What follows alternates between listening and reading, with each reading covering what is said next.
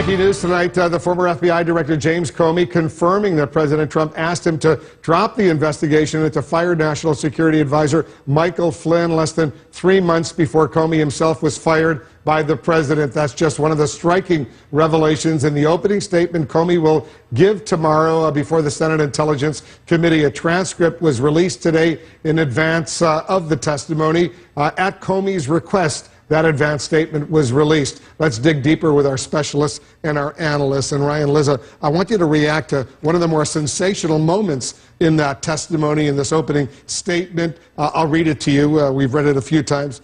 Referring to the president conversations with Comey, according to Comey and Michael Flynn.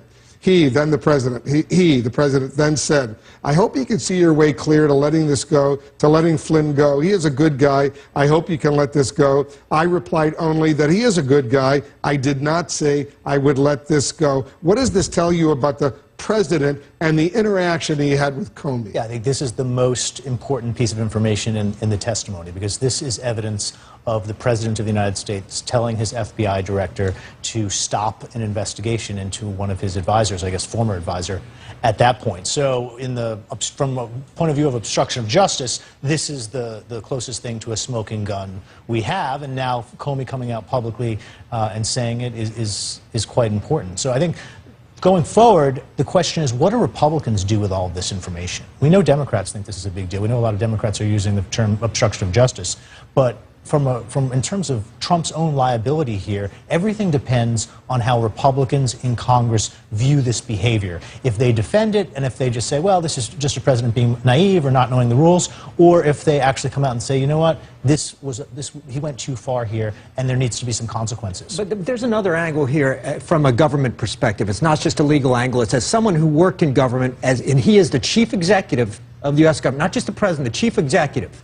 The lack of knowledge about how government works and the borderline stupidity here, remarkable. Let me talk about what's going to happen if the FBI director, he wouldn't do this, if he ever said yes. The employees at the FBI are going to know. The inspector general at the FBI is going to know. The Department of Justice attorneys are going to know. The oversight committees are going to realize suddenly at the Hill, all of a sudden, an investigation closed. The intel guys at the CIA, the National Security Agency, are going to know. We're seeing these Russians talk about interaction with people from the Trump campaign. All of a sudden, the investigation stopped. What does the president exactly think that the FBI director is going to do if he agrees to go back and shut it down? The president doesn't understand how government works. You know, Susan Hennessy, you're a legal analyst. You used to work at the NSA. What do you think? Is there an obstruction of justice case here? Well, actually, under the technical statutes, it's probably a tough case to make. It's an open question and a complex one. Certainly, this violates the spirit of the obstruction statutes, right? The president clearly corruptly endeavored to influence this investigation in some way. But ultimately, the question really isn't one of sort of criminal charges. It's going to be one of impeachment. And for impeachment purposes, obstruction of justice is whatever Congress decides it is. You know, it follows that request that the president made, according to Comey, of a loyalty pledge to the president of the United States. And, you know, he said he would be truthful. He wasn't ready to give a loyalty pledge. Well, and nor should he. That's not the FBI director's job, to be loyal to the president. He's loyal to the law, and he should be a separate entity. But what this does, this also really makes it difficult for Comey's replacement, because the first question that Christopher Wray is going to get is, did you pledge loyalty to the president? That during this confirmation hearing. He's the nominee to become the next FBI director. He's the nominee to become the next, which the president tweeted this morning. That's going to be the first question that he gets in his hearing, I promise you, Democrat or Republican. Well, let me ask you, Phil Mudd, because you served presidents at the FBI and the CIA. I'll read the exchange that Comey describes he had with President Trump. The president said, "I need loyalty. I expect loyalty. I didn't move, speak, or change my facial expression in any way during the awkward silence that followed. We simply looked at each other in silence." If a president were to say to you, Phil, when you were serving in the government, "I need loyalty, I need you to pledge loyalty," what would you say? That's not what he's asking. He's asking, will you do what I want you to do? Remember the context. We also have, in what Comey revealed today, a conversation where the president says, basically, you're going to stay in your job. You got to understand, the FBI director is unique in Washington, D.C. That's a 10-year job. As soon as the president says, are you going to stay on your job, that's another loyalty question. Why would he ask that? Of course I am. It's a 10-year job, one of the best jobs in the law enforcement community. As soon as he says, are you loyal, what it means is, are you going to do what I want you to do? And I bet you at that moment, Jim Comey knew this game is at least half over. Because the answer is, of course I'm loyal, but I'm going to follow the case where it goes. Yeah, and I mean, it sounds like that's not necessarily a question that would be inappropriate for a White House staff or for other people in an administration. You're the President of the United States, you run the executive branch, demanding some amount of loyalty from staffers. There's nothing wrong with that. It's that Trump doesn't understand that at the leadership of the Justice Department, and particularly the FBI, are in unique positions, and obviously overlaid is the fact that he was in the middle of an investigation that involved Trump's associates. So it was, what I thought was a stunning phrase from Comey is he interpreted one of the conversations as Trump wanting a patronage relationship with him, right? Well, so a traditional political relationship, you do something for me, I'll do something for you. In other words, that's the way when he was a business real estate guy. Exactly. That's how you operate. Go ahead. Exactly. Sort of, but I served 4.5 years down the hall from now the special counsel, Robert Mueller. If Mueller had ever called me in the office, he never did. If he ever called me in the office and said, hey, Phil, are you loyal? I'm going to sit there and say, what's on your mind, Director? What's wrong? Why are you even asking the question in the first place? That's an odd question. I mean, look, what we're really talking about here is not Trump being a real estate CEO. We're talking about the norm of a politically independent law enforcement. And that's something that's really, really central to the way the United States functions. And so it's important that we recognize how serious this is. And what I see from Republicans here is this argument, just to play devil's advocate, is, well, he just didn't know, right? He was new. He never served in government before. He's a business guy. Exactly. He comes in, he's got Flynn, he's in trouble, he says, help him out. Help my buddy out. And even Comey said, yeah, Mr. President, he is a good guy, because I remembered working with him at DIA. And I think that is going to be the big political question if this ever moves into the realm of, is this an impeachable offense? Because let's be honest, there's no criminal liability here. You can't indict a president, we all legal scholars believe, right? The only remedy, if Congress thinks this was behavior that's beyond the pale, is impeachment. And impeachment's only going to happen, or the process is only going to start if Republicans believe that this is beyond the pale. And you got to prove intent. Well, absolutely. But what I was going to say, you can only pledge ignorance so long. If he didn't know that this was a problem, or this was maybe not a great thing to do, why did he isolate Comey? Why was he just speaking to Comey? Why I'm not saying it's a great argument. I'm just saying that's the argument. No, but it's a question that I think deserves to be answered. He kicked everybody else out of the room. He kicked everybody else out of the room. All right, everybody stand by. There's a lot more unfolding right now, the legal and political implications of what James Comey is saying in his opening statement. Additional details he may reveal tomorrow. Our analysts, specialists, they're all standing by. Being done by those people. Choose to go, to indulge your curiosity. Explore a new road to see where it takes you. Meet the leaders who change the game. No matter where you are, no matter what the currency, when you run the numbers, they may surprise you, but stay your course. You're on the path to success. CNN Money. Hello? No one asks us to go. Into the chaos. Hello. Into the heartbreak. Welcome. You're set? It's the story that drives us forward. Here we have the memo. It's the story that needs to be told. This is why we go. Let's go live to CNN senior international correspondent Nimel Bagher. For the Syrians and their families.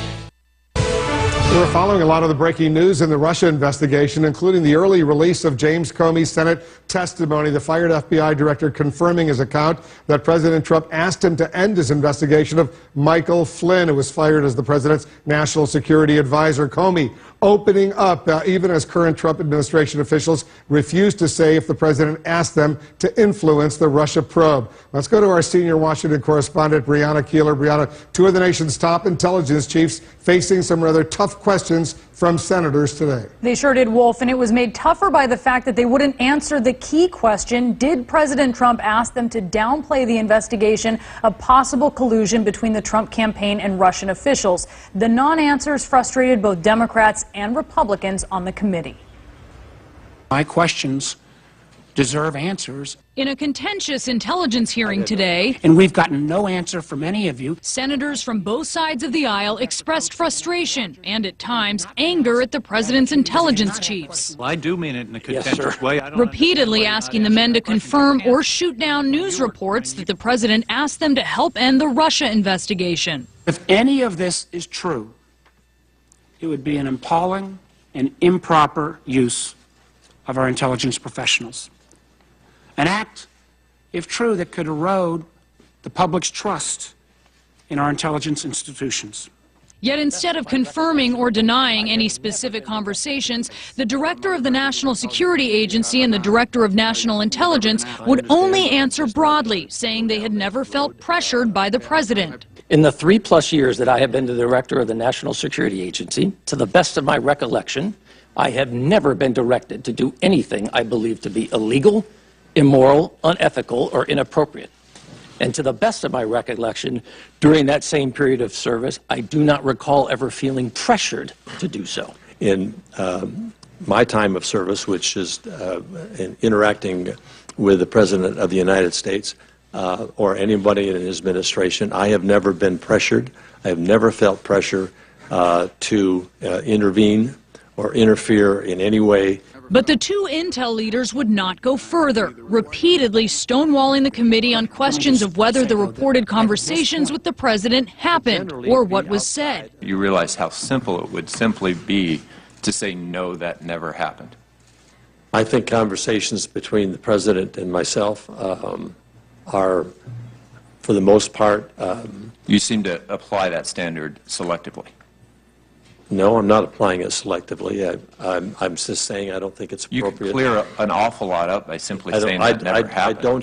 I do not share with the general public conversations that I have with the President. Well, I think your unwillingness to answer a very basic question speaks volumes. Over and over again, You went back on a pledge. angry senators pushed back, Can you give me a yes or no answer, please? asking the men who at times shifted uncomfortably in their seats to give detailed answers. I've never been directed to do anything in the course of my 3+ years as the director of the National Security Agency that I felt to be inappropriate, nor have I felt pressure to do so.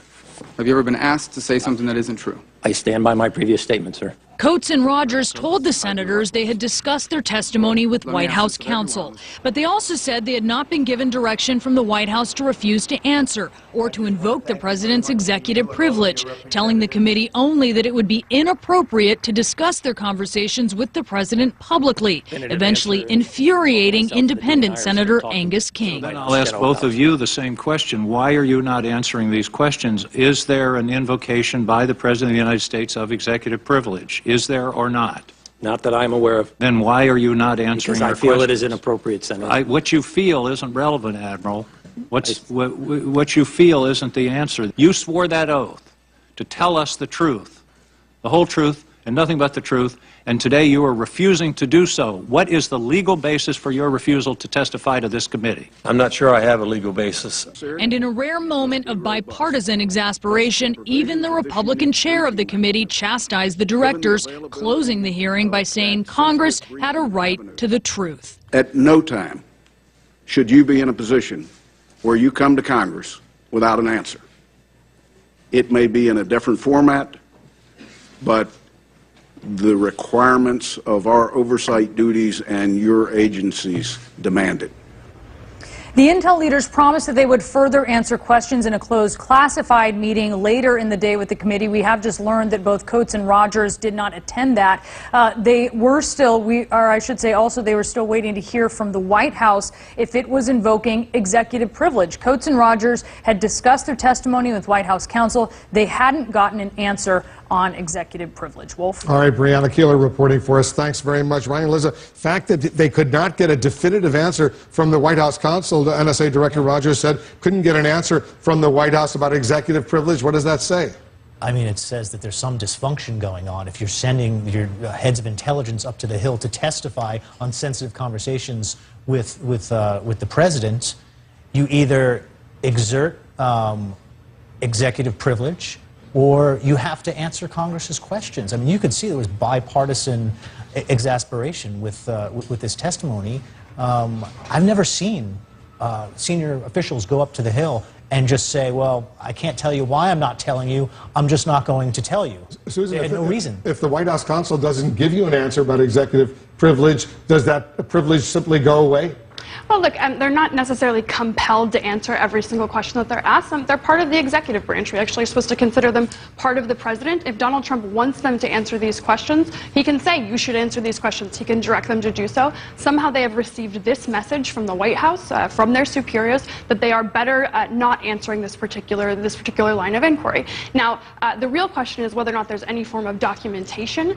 Most of the time there are memos written up memorializing conversations with the president. Now, if that's the case, then Congress can directly subpoena those memos, and that might be how they ultimately get this information. Yeah, very interesting. And Phil, I want to get to another sensitive moment in this statement that was released by Comey today, talking about the president wanting to, quote, lift the cloud as a result of that unsubstantiated, salacious dossier put together by a former British intelligence operative. This is what Comey writes. He said he had nothing to do with Russia, had not been involved with hookers in Russia, and had always assumed he was being recorded when in Russia. He asked what we could do to lift the cloud. I responded that we were investigating the matter as quickly as we could, and that there would be great benefit if we didn't find anything to our having done the work well. He agreed, but then re-emphasized the problems this was causing him. I just got a statement from Michael Cohen, the personal attorney to President Trump, who said this in the statement he just texted me. Comey's statement released today needs to be carefully scrutinized as his testimony claims the president was concerned about the dossier. It must be noted that the dossier has been debunked even by the author himself, Christopher Steele. I wonder if you want to react. Well, first of all, what the heck does the lawyer have to say about the more important parts of the document? Why is he only talking about the dossier? I found that odd that he's out talking about an interesting, because of the reference to hookers part of the commentary, but something that compared to the Flynn revelations is secondary.